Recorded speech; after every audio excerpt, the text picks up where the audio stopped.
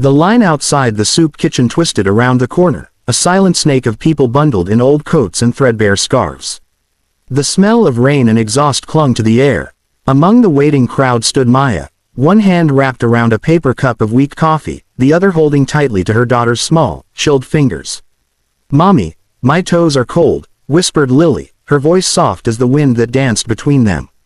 "I know, baby," Maya murmured, crouching to rub her little girl's hands between her own. "We'll be inside soon. They said they have soup today, hot soup." Lily's eyes brightened a little at that, and Maya managed a smile. She'd learned to smile for her daughter, even when her insides were cracking apart like thin ice. 6 months ago, Maya had still believed she had a future. She worked in a small office downtown as a receptionist, earning just enough to pay rent and keep Lily fed. But when the company downsized, she was one of the first to go. Losing that job was like watching her safety net burn. Within weeks, savings drained away. Bills piled up, and then came the eviction notice. She remembered the day she'd carried her sleeping daughter down the narrow stairwell of their apartment building, her boxes stacked on the curb.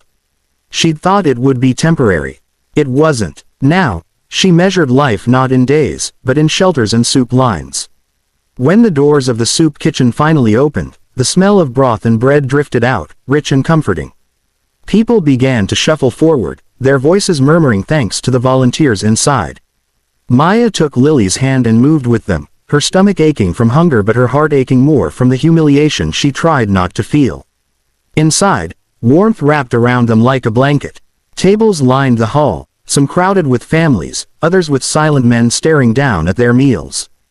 Behind the serving counter stood volunteers, college students, retirees, even a few who looked like they belonged to the streets themselves. And then she saw him. Maya froze mid-step, her heart stuttered painfully. At the far end of the counter, ladling soup into a paper bowl, stood a man with familiar eyes. The same gray-blue eyes that once smiled at her beneath a high school football scoreboard. The same hands that once brushed her hair away as if it were something precious. Ethan Walker. For a moment, the years dissolved. She was 17 again, standing barefoot in the grass behind the old church, whispering dreams into the night. Ethan had been the boy who promised he'd never forget her. And he hadn't. She could see it in the way his hand froze as his gaze lifted and found hers. "Maya," he whispered, almost to himself. Her body reacted before her mind did. She turned away, pulling Lily gently along. "Come on, sweetheart. Let's sit over there," she said, forcing calm into her voice.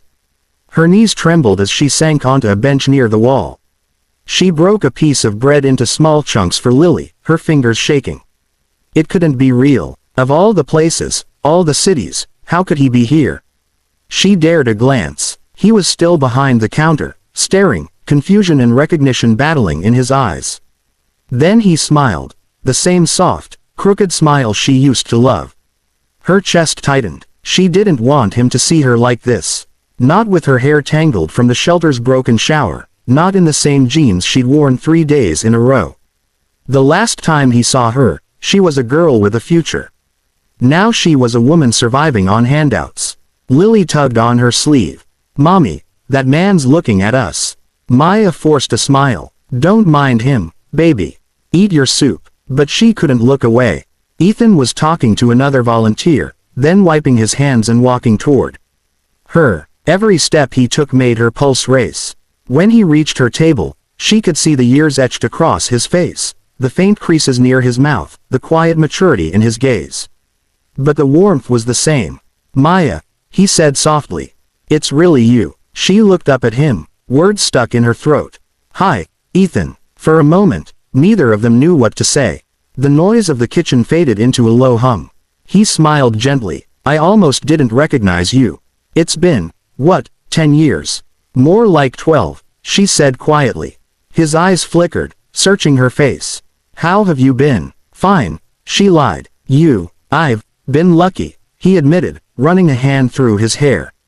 "I travel a lot. Work stuff." "That's good," she murmured. Then his gaze shifted to the small figure beside her. "And who's this?" "This is Lily," Maya said, her voice softening. "My daughter." Ethan smiled at the child. "Hi, Lily. You like the soup?" Lily nodded shyly. It's yummy. Then I must be doing something right, he chuckled. You cook it yourself? Maya asked, a faint tease in her tone. Sometimes, he said, but mostly, I just try not to get in the way. She smiled despite herself. It felt strange, smiling again in front of him, as if time had folded in on itself. They talked for a few minutes, about small things. He told her about working with local charities, how he'd moved back to the city a few years ago after living abroad. She listened, nodding, though her thoughts were elsewhere, on the irony of fate, on the way her old love was now standing in a place meant for people like her. When Lily finished eating, Maya stood, brushing crumbs from her jacket. We should go. Thank you for the meal. Ethan stood too. Wait. Are you staying nearby? Maybe I can walk you out. She shook her head quickly. No, it's fine. We're fine. He hesitated, clearly wanting to say more but unsure if he should. Finally, he nodded. At least, let me give you my number. In case you ever need help. Or if you just want to talk. She almost laughed, but there was no humor in it. Ethan, we don't live in the same world anymore. That's not true, he said quietly. We're standing in the same one right now. For a moment, their eyes met, 12 years of distance collapsing into something fragile and raw. Then Maya turned away. Take care, Ethan, she said, her voice steady now. Good seeing you again. And she walked out, holding Lily's hand, her heart heavy with something she couldn't name. That night, in the crowded shelter, Maya lay awake staring at the ceiling. Rain tapped against the window. Around her, people murmured in their sleep. Lily was curled against her chest, breathing softly. She should have been grateful for the warm meal, for the roof. But all she could think of was Ethan's face. The disbelief, the pity, or was it concern? She didn't know which hurt more. He'd been her first love. The boy who used to read poetry on the hood of his car, who'd promised her they'd see the world together. But college had taken him to another city, and life had swallowed them both whole. She'd followed his career for a while. He'd been in the news once. Something about a tech startup, a big success, articles calling him a young visionary. Then he vanished from headlines. And now here he was, serving soup. The next day, Maya tried to avoid the soup kitchen. She took Lily to the library instead, where the warmth was free, and stories didn't ask where you came from. Lily loved the fairy tale section, her little finger tracing words she was still learning to read. Mama, she said suddenly, the princess in this book is brave. Maya smiled faintly. You're brave too, sweetheart. Do brave people always get happy endings? Maya hesitated, brushing a lock of hair from her daughter's face. Sometimes they just get new beginnings. That afternoon, rain began again, steady and cold. The streets shimmered under gray light. Maya's stomach twisted with hunger, and she knew Lily hadn't eaten since breakfast. She swallowed her pride. Come on, baby, she said quietly. Let's go get some soup. When they reached the kitchen, Ethan was there again, behind the counter. His eyes met hers immediately, relief flickering across his face. You came back, he said softly. I told Lily we'd get soup, Maya replied, her voice cautious. He smiled. I'm glad you did. He didn't press her with questions. He didn't mention yesterday's awkward goodbye. Instead, he treated her like everyone else, served her, smiled at Lily, and joked gently about the soup being too salty but still edible. It disarmed her. His warmth felt familiar yet strange, like a melody she'd once known by heart but forgotten the words to. After dinner, as they were leaving, Ethan followed them outside. Maya, wait, she turned, holding Lily's hand tightly. What is it? I just wanted to make sure you and Lily have somewhere safe tonight. We do, she said automatically. He tilted his head. You always were a bad liar. That made her laugh, unexpectedly. Some things don't change. He smiled, a little sadly. If you ever need anything, a meal, a place to talk, you know where to find me. Why are you doing this? She asked softly. He paused. Because, once upon a time, you were the best thing that ever happened to me. And I don't like seeing you struggle alone. Her throat tightened. She wanted to tell him to stop, to walk away, to let her keep her pride, but instead she whispered, "Good night, Ethan." As she disappeared down the street with Lily, Ethan stayed there, watching, his expression shadowed with something deep and unresolved. He wanted to tell her the truth, that the soup kitchen she'd come to for help existed because of him. That every bowl of soup, every blanket, every program was funded by the same Ethan Walker she'd once loved. But something in her eyes had stopped him. She didn't need a savior. She needed a second chance. And he intended to give her one, even if she never knew it came from him. Maya hadn't planned to return the next day. She told herself it was pride, that she needed to stand on her own. But the truth was more complicated. Seeing Ethan again had stirred feelings she'd buried under exhaustion, memories of who she used to be before life hardened her. It was terrifying to remember what hope felt like. Still, the next afternoon, as the cold wind clawed through her coat and Lily whimpered softly about her empty stomach, Maya found herself walking the same cracked sidewalk toward the soup kitchen again. Inside, the familiar warmth greeted them, and so did Ethan. He was at the counter, rolling up his sleeves as he carried trays of bread. When he saw them, his expression softened into something that almost hurt to look at, gentle, patient, full of quiet relief. "You came," he said simply. Maya nodded. "We needed a meal." He smiled, but didn't push further. He served them soup himself, even added an extra roll for Lily, and then came over to their table when things slowed down. Lily was busy humming a song as she ate, leaving the adults in a pocket of silence. "Do you work here every day?" Maya asked, trying to sound casual. "Most days," Ethan said. "It's something that keeps me grounded. Reminds me what matters." She tilted her head, watching him. "You could do anything with your life, Ethan. You always had big dreams. I just didn't picture you here." He smiled faintly. "Maybe my dreams changed. Or maybe they grew," she said.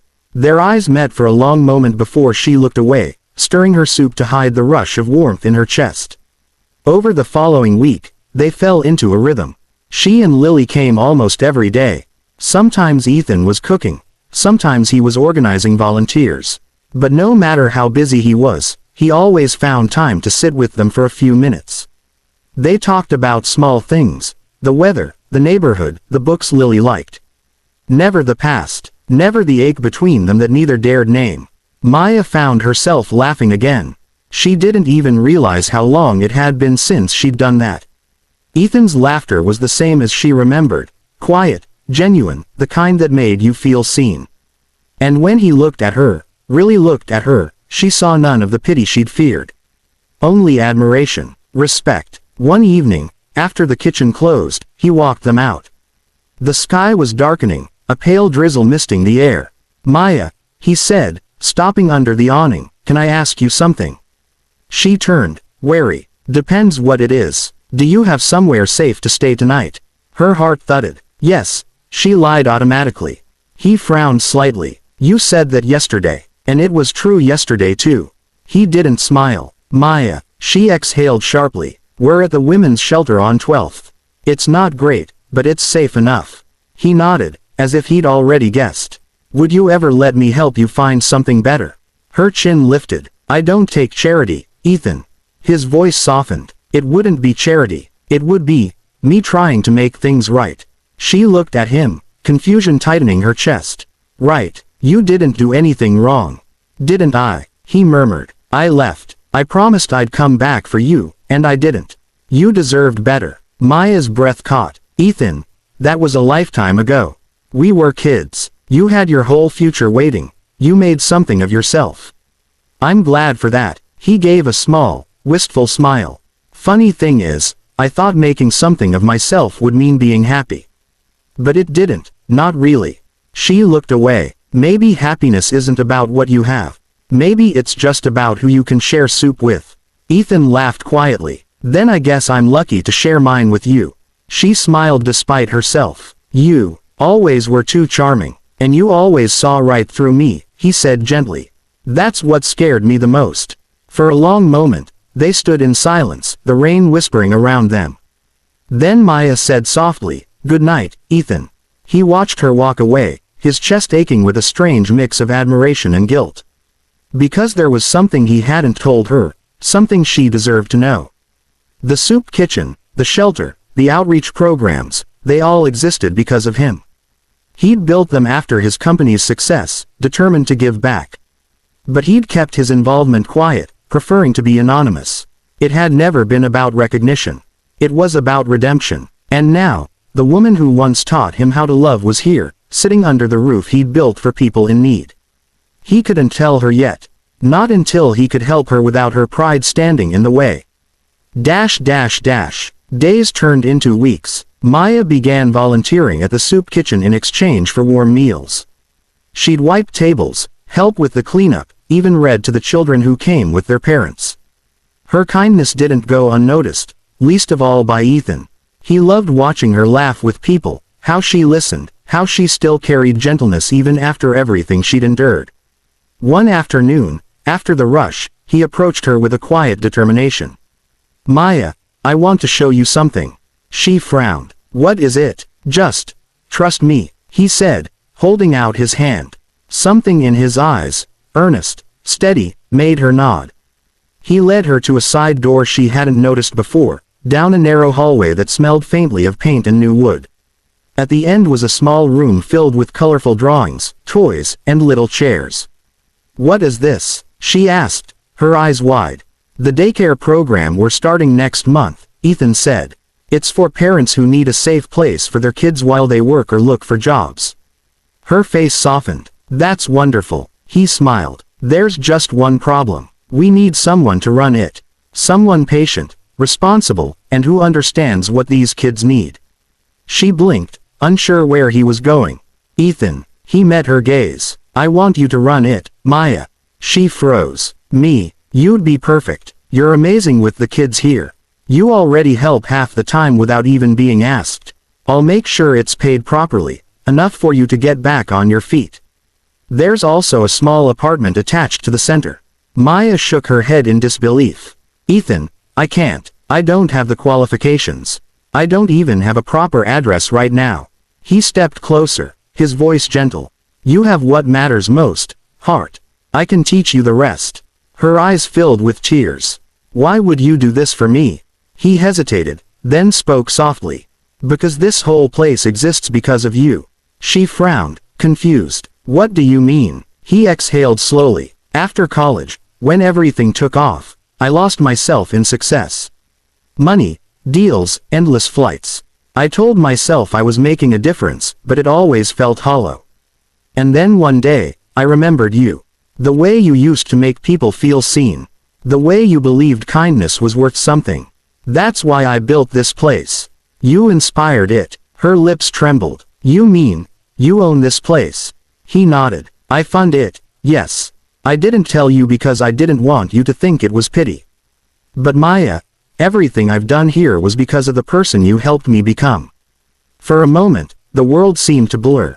Tears spilled down her cheeks before she could stop them. "Ethan, I don't know what to say." He smiled softly. "Say you'll take the job." She laughed through her tears. "You're impossible, persistent," he corrected gently. After a long pause, she whispered, "Yes. I'll do it." Weeks passed, and for the first time in years, life began to bloom again for Maya. The small apartment became a home, modest but full of warmth. She bought a second-hand rug, hung Lily's drawings on the wall, and filled the air with the smell of oatmeal and laughter. Ethan stopped by often, sometimes to fix a leaky pipe, sometimes just to bring coffee and talk. Their conversations grew deeper, about dreams, regrets, the strange ways life circles back. And beneath it all, something gentle and unspoken grew between them. One evening, after the last child had been picked up from the daycare, Maya found Ethan waiting by the window with 2 mugs of cocoa. "You work too hard," he said, handing her one. She smiled. "Says the man who never leaves." He chuckled. "Touché." They sat together in the quiet, the hum of the city drifting through the window. "I still can't believe this is my life now," she said softly. "A few months ago, I was scared every night we'd end up back on the street."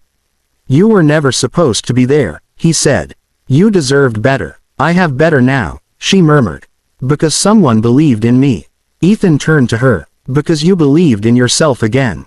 Their eyes met, and the world seemed to still. Slowly, he reached for her hand, his thumb brushing over her knuckles.